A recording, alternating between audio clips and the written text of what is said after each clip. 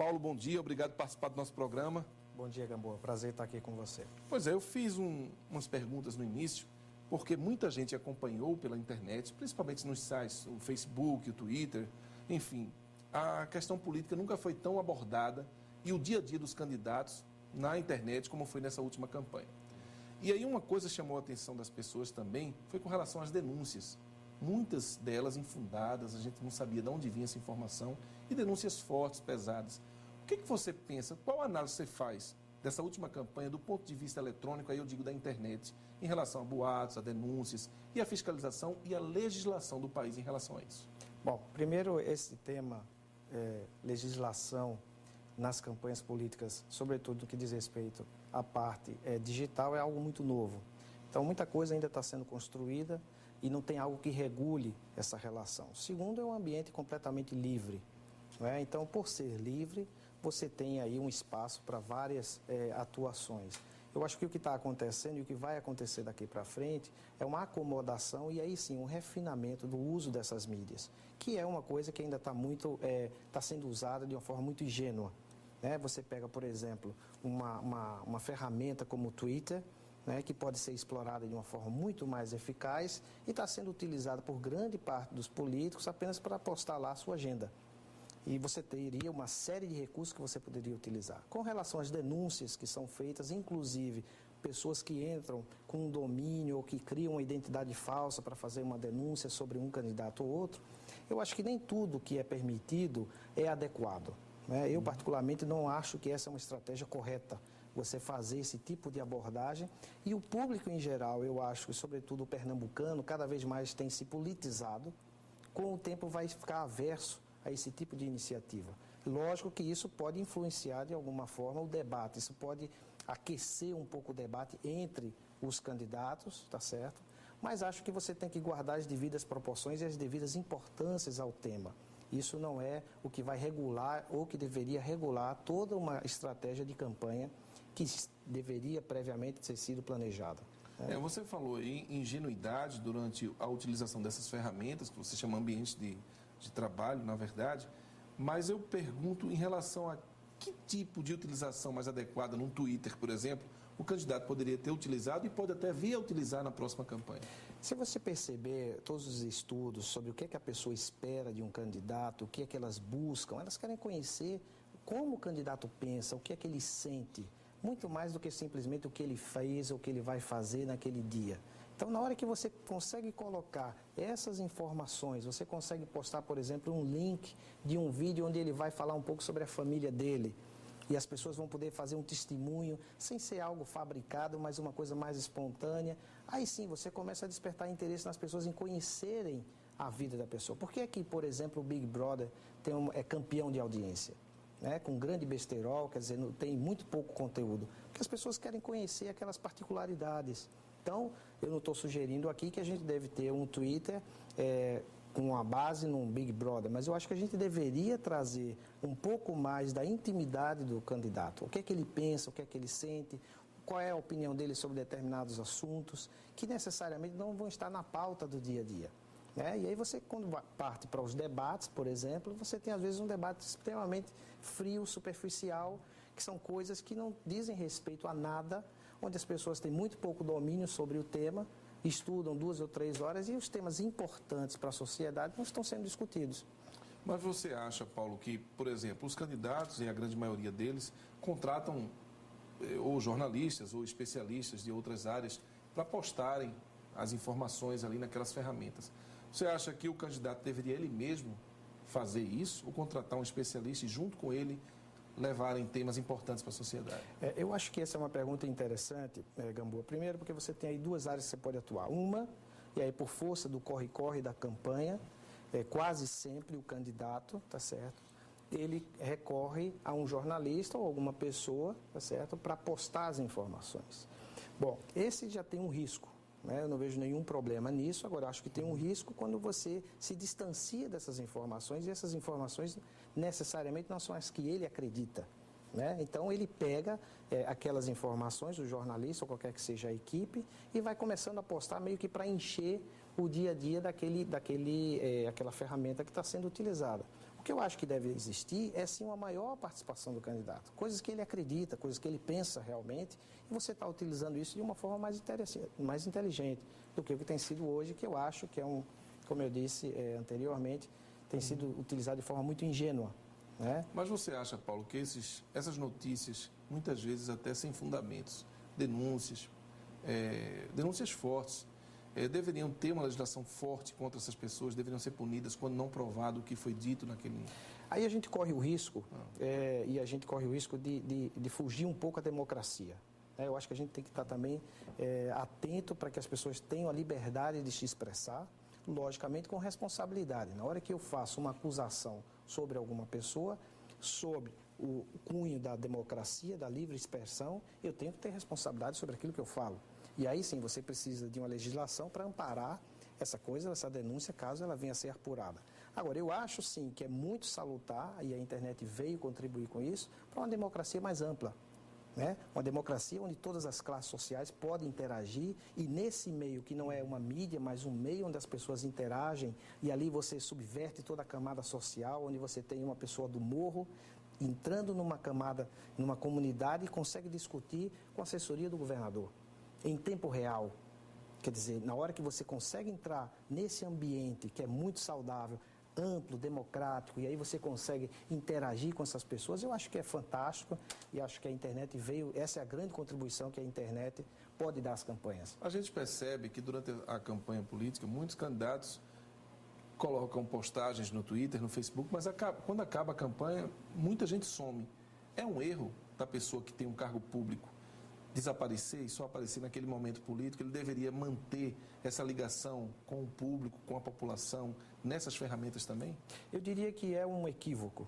Não é? Eu acho que o político em si, ele tem enxergado de uma forma mais consciente a importância do marketing eleitoral. Eu chamo o marketing eleitoral aquele que cuida apenas da campanha. Mas quase sempre ele esquece do marketing político, que é o que deveria acompanhar ele durante a sua trajetória. Você tem em outros países, isso tem existido de forma muito mais profissional. A exemplo dos Estados Unidos, alguns países da Europa, por exemplo, a França, trabalha muito bem o marketing político do candidato. E isso não tem nenhum demérito, isso não quer dizer que o candidato está fraco ou está dependente de uma assessoria. Pelo contrário, ele está tendo uma assessoria profissional, tá certo? Para que permita a ele fazer aquilo que ele sabe ou deveria fazer bem, que é fazer política. Ele apenas vai ter um respaldo, vai ter uma assessoria que vai acompanhá-lo e vai lhe ajudar, dando as ferramentas importantes para que ele possa, sim, tomar as decisões. Mas todas as decisões são feitas e deveriam ser feitas pelo candidato. Você falou aí na Europa e falou especificamente da França. Eu lembro que recentemente o Sarkozy, ele passou por uma rejeição da população francesa muito grande, quando tentou mudar a legislação trabalhista, aumentando a idade de aposentadoria. Você acredita que, independente das ferramentas que ele utiliza da internet, do que a gente está conversando, mas se ele não tiver uma ação pública adequada com o pensamento da maioria da população, isso também não vai adiantar? Ele tem que, acima de tudo, fazer uma gestão limpa, uma gestão democrática, pensando na maioria e, acima de tudo, honesta? Se você pegar, por exemplo, a população da França, que é uma população extremamente, todos os movimentos de greve são atuantes, são fortes, e aí você pega agora, nesse momento, as mídias sociais, a capacidade de mobilização que foi feita em torno de toda essa movimentação contrária a essas ações que o presidente Sarkozy estava fazendo, você vai perceber a força, primeiro, da mídia social nesse elemento. Segundo ponto, eu acho que aí sim, eu concordo com você, o governante, o político, ele tem que estar, não pode ser ações que você faz por dentro do gabinete ou dentro do palácio. Né? Você tem que estar em sintonia, o que realmente aquilo é importante para a população. E a população francesa, naquele momento, se expressou de forma enfática, dizendo, eu não quero isso. E provocou nele uma total mudança de comportamento. Você acha que muita gente comenta que o marqueteiro político ou estrategista político, que é o seu caso, trabalha na imagem do candidato para levar, claro, a melhor imagem dele para o telespectador ou para o internauta ou para a população de uma forma geral. Mas o importante aí é dizer a verdade, pô. Você defende isso? Eu acho que o mais importante é você identificar no cliente, no caso o candidato, os pontos fortes que ele tem e que muitas vezes não estão aparecendo e a gente mostrar. Tá certo? Os pontos que são negativos ou que são importantes para que o outro candidato venha atacá-lo, a gente protegê-lo. mas sempre preservando a verdade, sempre preservando o lado ético, que aí é uma questão de comportamento que você deve ter pela assessoria que presta ao candidato. E na questão da mídia tradicional, os guias eleitorais, o dia a dia do candidato, o que é que você acha que vai haver de mudança para as próximas eleições, que são eleições muito próximas da população, que são prefeitos, vereadores? Você acha que isso vai ter uma interferência maior? A minha expectativa é muito positiva, Gamboa, porque eu acho que os programas que têm sido produzidos são de péssima qualidade. Se você pegar, você pode dizer, não, mas isso são campanhas, às vezes, menores, mas vamos pegar, por exemplo, a presidencial. Vamos pegar, por exemplo, o programa do candidato José Serra no segundo turno, você percebe uma grande diferença de qualidade para o primeiro turno. Possivelmente porque ele não acreditava que iria para o segundo turno. Então, você tem programas de péssima qualidade do ponto de vista de produção. E aí eu acho, a minha expectativa, voltando à sua pergunta, é que nessas próximas eleições a gente tenha realmente equipes competentes trabalhando na produção desse material. E aí você pode ter, já desde cedo, através de um planejamento bem assessorado, bem pensado, fazer programas pré-testando, e aí utilizando todas as ferramentas que o marketing pode dar ao candidato para que ele tenha realmente acesso, e toda a população que vê através da televisão, que é a maior rede, quer dizer, a capilaridade da televisão é impressionante no mundo inteiro, e ela possa vir de fato a influenciar no voto e mudar o rumo de uma eleição. Você falou num ponto importante, influenciar no voto. Eu fiz essa pergunta no início do programa. Eu, particularmente, quando se falou nessa mídia eletrônica, na internet, nessa campanha, e veio com muita força, e a gente sabia que ia vir, eu não tinha certeza, ainda não tenho, que essa mídia interferiu de fato no voto do eleitor.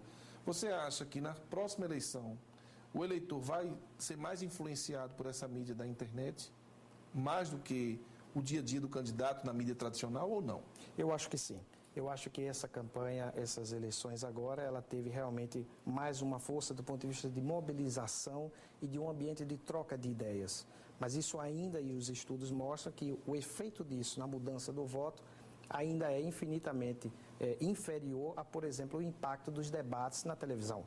Tá certo? Quando você compara essas duas situações, esses dois ambientes, você tem ali, claro, uma grande diferença, o impacto que causa, não só pela sua capilaridade, mas também pelo acesso que as pessoas têm e o conteúdo que é produzido nesse momento.